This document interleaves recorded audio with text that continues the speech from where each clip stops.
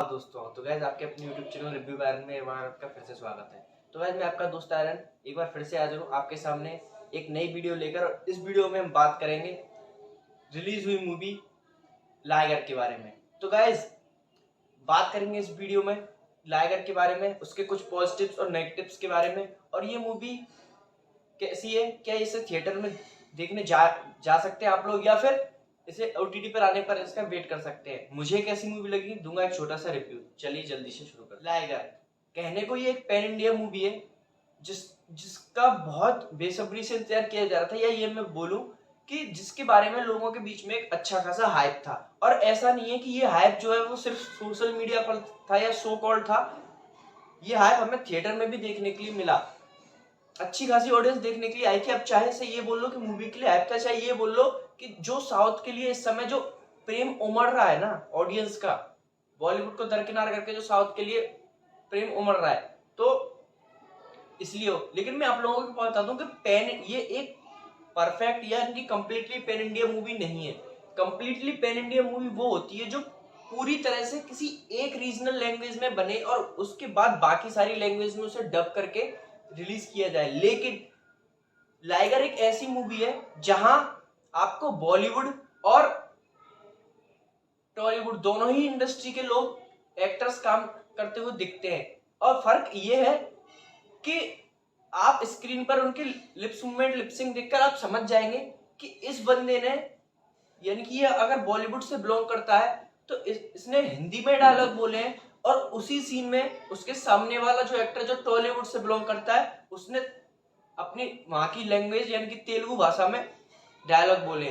तो भाई जिसकी स्टार कास्ट में हमें देखने के लिए मिलते हैं विजय देवरकोंडा और स्ट्रगल के इंस्टीट्यूशन अनन्या पांडे जी और राम्या कृष्णन, रोनित रॉय।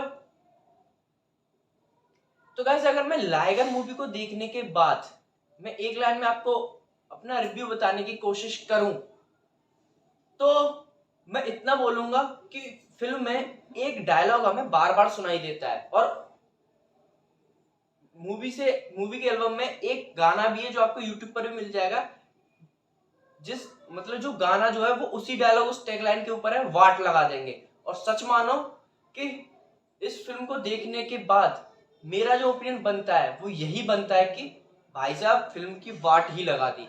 मैं आप लोगों को बता दूं, हालांकि इस फिल्म के लिए मैं कभी भी एक्साइटेड नहीं था। इवन मुझे जब से ये पता चला कि ये मूवी पैन इंडिया आ रही है, पुरी जगन्नाथ डायरेक्ट कर रहे हैं और विजय देवरकोंडा इसमें हमें लीड रोल में दिखाई देंगे, मैं तब भी एक्साइटेड नहीं था। लेकिन मैं इस फिल्म के लिए, और बात करूं जब इसके ट्रेलर वगैरह आए थे तो वो आप सबको पता है कि ट्रेलर था या वो टाइटल ट्रैक था, उसने तो खैर मुझे बिल्कुल जरा सा भी एक्साइट नहीं किया था। तो मैं इस मूवी के लिए एक्साइटेड तो था ही नहीं। हाँ, अगर मैं इस मूवी के एक पॉजिटिव पॉइंट के लिए एक्साइटेड था तो वो था इस फिल्म के जो डायरेक्टर, जिनका नाम इस फिल्म के साथ जुड़ा हुआ है, पुरी जगन्नाथ सर के लिए।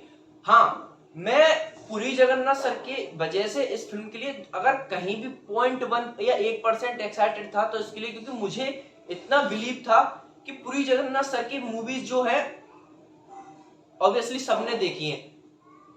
अब तक जितनी भी मूवीज पुरी जगन्नाथ सर लेकर आए वो एक अच्छी मूवीज होती है, बेहतरीन मूवीज होती है। खासकर उनके जो क्लाइमैक्स होते हैं ना, पुरी जगन्नाथ सर जाने ही जाते हैं अपनी फिल्मों के बेहतरीन क्लाइमैक्स के लिए। देखो उनकी मूवी पोकरी, उस जिसका ना जाने कितनी इंडस्ट्रीज में रीमेक बन चुका है, यानी कि वांटेड।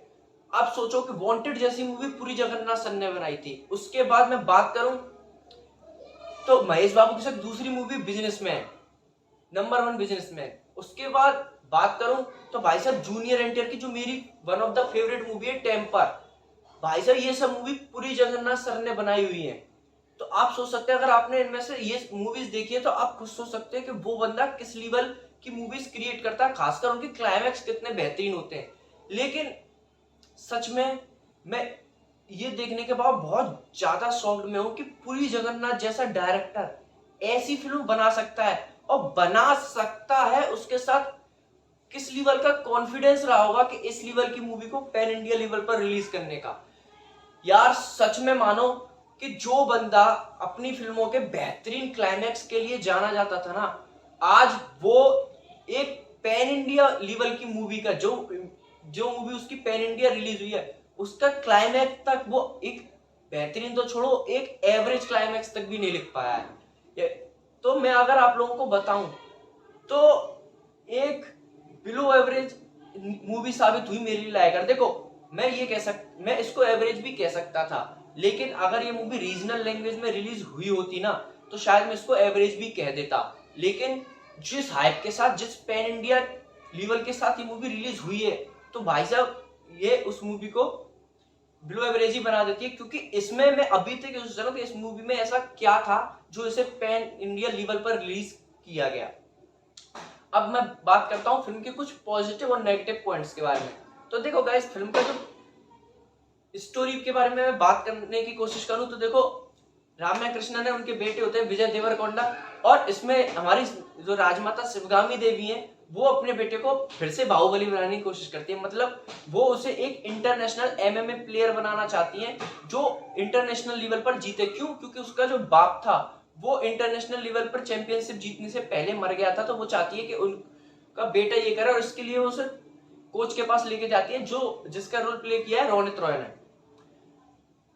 अब आगे वो लड़का कोच से ट्रेनिंग लेता है, जीतता है, या फिर लड़की के चक्कर में अपनी जिंदगी की लगा लेता है, वो तो भाई फिल्म देखनी पड़ेगी।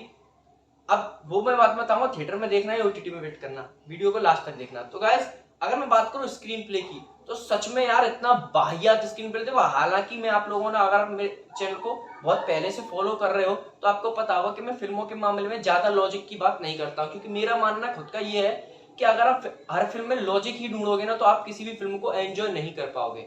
और अगर लॉजिक की बात करूं तो इस हिसाब से जो भी नंबर 1 फिल्में है ना इंडिया की, चाहे बाहुबली सीरीज हो चाहे केजीएफ सीरीज हो, इस हिसाब से तो उनमें भी लॉजिक अगर ढूंढने पे आओगे तो उनमें बहुत सारे सीन्स ऐसे मिल जाएंगे जिनका कोई लॉजिक नहीं था। तो भाई साहब फिर तो उनको वो सबसे बड़ा डिजास्टर और सबसे बड़ी लॉजिकलेस मूवीज होनी चाहिए थी, लेकिन मैं ढूंढता नहीं हूं। लेकिन इस फिल्म में कुछ सीन्स ऐसे हैं जहां भाई साहब लॉजिक तो छोड़ो, जिनके बारे में बात करना जरूरी है कि भाई साहब ऐसा कैसे हो सकता है। एक आध सीन है, मैं बात करूंगा, ज्यादा बात नहीं करना चाहूंगा।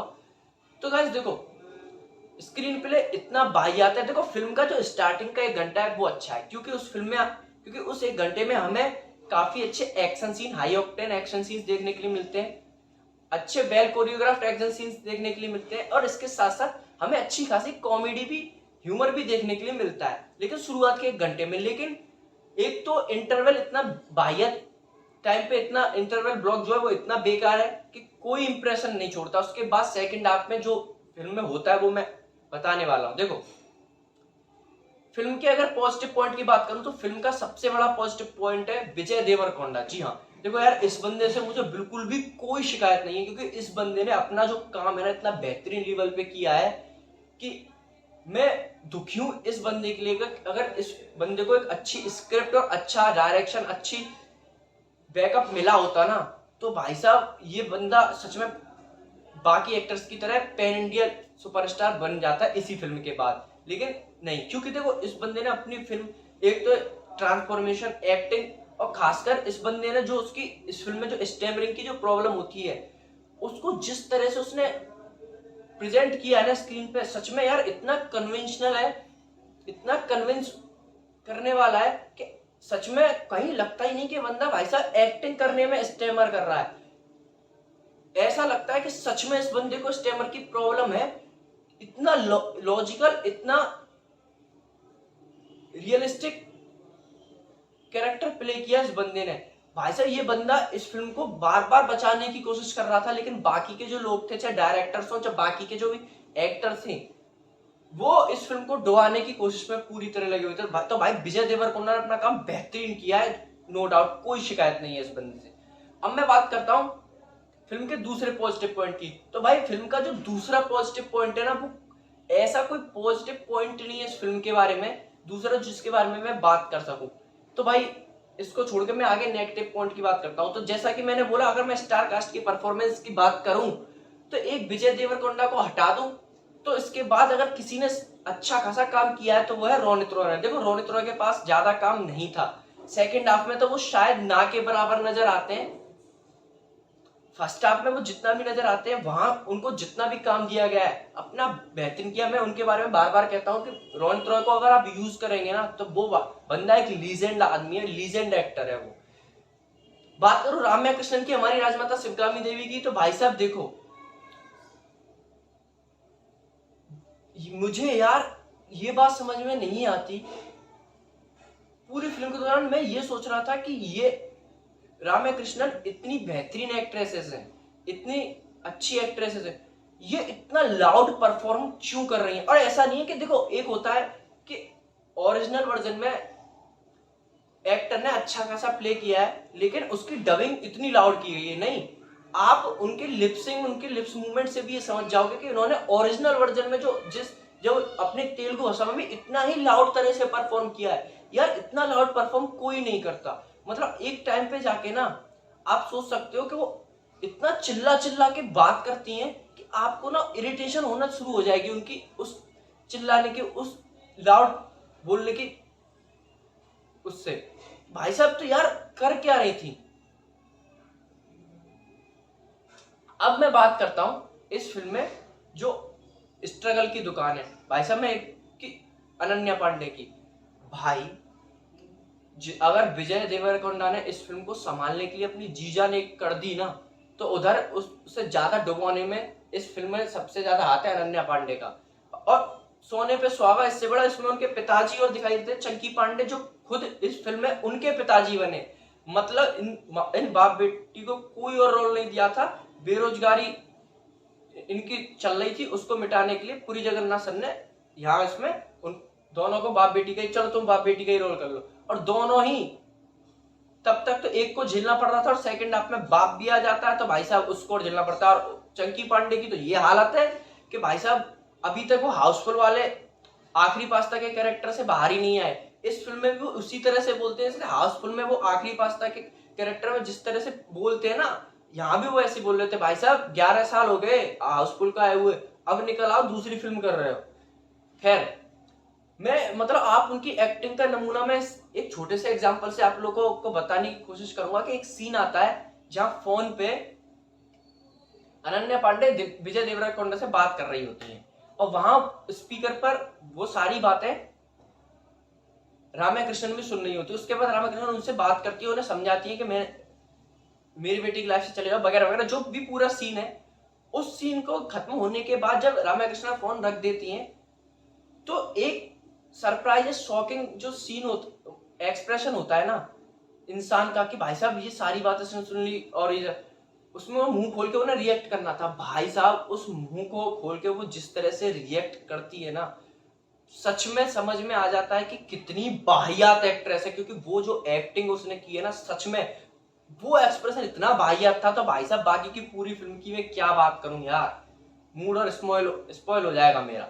खैर, अब मैं बात करता हूं फिल्म के क्लाइमैक्स के बारे में, जिसके बारे में मैं वीडियो के स्टार्टिंग बात की। तो भाई साहब मैं क्यों कह रहा था पुरी जगन्नाथ के बारे में कि उनकी इस फिल्म का क्लाइमैक्स सबसे ज्यादा उनके करियर की सबसे बेकार क्लाइमैक्स में से एक है। मूवी तो उनके करियर की सबसे बेकार है ही, नो डाउट, लेकिन जो क्लाइमैक्स है उसमें कुछ क्या चल रहा है मैं बताता हूं। देखो, क्लाइमैक्स में हमें देखने के लिए मिलते हैं Mike Tyson, the legendary Mike Tyson. जी हाँ, पहली बात तो वो हमें कैमियो में देखने के लिए मिलते हैं और किसी भी इतने बड़े लीजेंड का मैंने इस तरह से कैमियो में बेस्ट करना, भाई साहब सच में अगर माइक टायसन सर अगर खुद इस फिल्म को देख लेंगे ना तो सच में पुरी जगन्नाथ को तो पकड़ पकड़ के वो बॉक्सिंग प्रैक्टिस उन पे ही करने वाले हैं।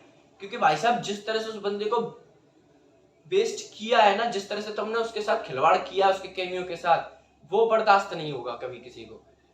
अब देखो, विजय देवरकोंडा का जो आखिरी इंटरनेशनल मैच है, चैंपियनशिप है, वो उस मैच के लिए लोग इंतजार कर रहे हैं रिंग में, जहां वो ऑडिटोरियम में, जहां वो स्टेडियम में होने वाला है।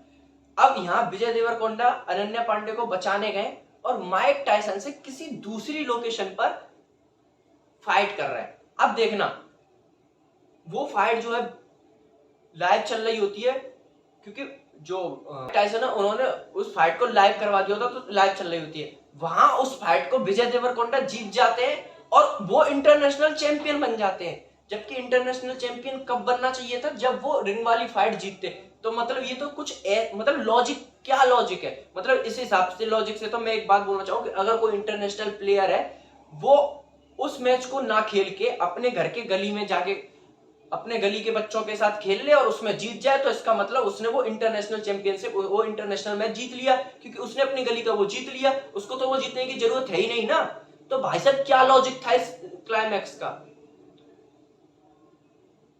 भाई यार, और भी एक आध सीन है जिनके बारे में बताना चाहता हूँ, लेकिन बताऊंगा नहीं क्योंकि रिव्यू हो जाएगा भाई साहब। तो मैं एक बात बोलना चाहता हूँ कि अगर आप जरा सी भी एक्सपेक्टेशन लेकर, या फिर जैसे कल मेरी बगल में एक बंदा बैठा ये बोल रहा था ना कि भाई साउथ की मूवी है अच्छी है, भाई साहब साउथ की सारी मूवीज अच्छी नहीं होती। अगर आप इसलिए देख एक्सपेक्टेशन लेके देखने जा रहे हो ना कि साउथ की मूवी बेहतरीन होगी, अच्छी होगी, तो भाई साहब सुनो, एक बार बता दूं कि अगले महीने डिज्नी प्लस हॉटस्टार पर आ जाएगी मूवी, तब देख लेना, देख बैठ के घर पे। का को पैसे फूक रहे हो वहां जाके, मत फूको। क्योंकि फिल्म की जो बार बार था ना कि बाट लगा देंगे, बाट लगा देंगे, लगा दी भाई। पैन इंडिया लेवल की मूवी नहीं है और बिलो एवरेज मूवी साबित हुई है, हालांकि मूवी बहुत कुछ अच्छा कर सकती थी।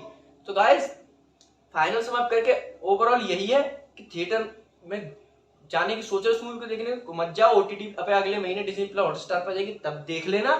बाकी अगर आपको रिव्यू पसंद आया और चैनल पर नए हैं तो वीडियो को लाइक कर देना, चैनल को सब्सक्राइब कर लेना, क्योंकि मैं ऐसी वीडियोस लाता रहता हूं। और इसके साथ साथ नोटिफिकेशन बेल भी दबा देना और ऑल कर लेना, ताकि जैसी मैं जो वीडियो डालूंगा तुरंत आपके नोटिफिकेशन पहुंच जाएगा। मेरे सोशल मीडिया पर मुझे फॉलो कर लेना। मिलता हूं आपसे बहुत जल्द इसी एक और वीडियो के साथ, तब तक के लिए बाय एंड टेक केयर।